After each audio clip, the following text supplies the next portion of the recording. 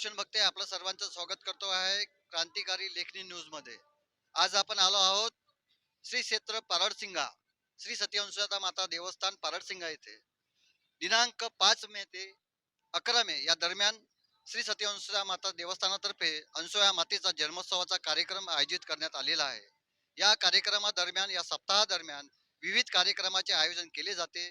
भव्य महाप्रसाद तसेच भव्य सामूहिक विवाह सोहळ्याचं आयोजन सुद्धा या सप्ताहामध्ये करण्यात येते.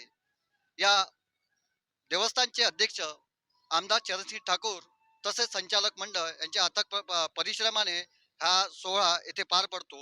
आपण आपल्यासोबत आज या सप्ताहाची रूपरेषा सांगण्यासाठी देवस्थानचे व्यवस्थापक मंडळातील गोविंद भाऊ ढोले आपल्यासोबत आहे. आपण त्यांच्याकडून जाणून घेऊया या सप्ताहाची रूपरेषा. दादा, काय सांगाल गोविंद दादा या सप्ताहाची रूपरेषा? नमस्कार, मी गोविंद ढोले.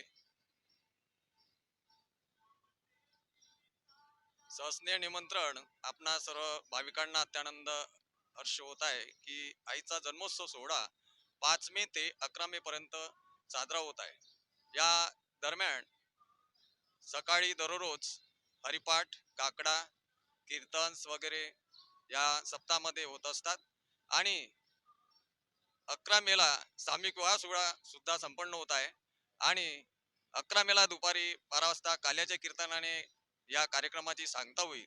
अशा या पुण्यपावन पर्वावर येऊन आईचा शुभाशीर्वाद घ्यावा आणि या कार्यक्रमाचा आनंद वाढवावा अशी भाविकांना माझ्याकडून नम्राची विनंती आहे. सोबतच या सप्ताहामध्ये रामप्रियाजी यांच्या कार्यक्रमाचं सुद्धा आयोजन करण्यात आलेलं आहे. काय सांगाल त्याबद्दल? अशा या आईच्या जन्मोत्सवामध्ये यावर्षी शिव महापुराण कथा श्री रामप्रियाजी यांच्या हस्ते होत आहे.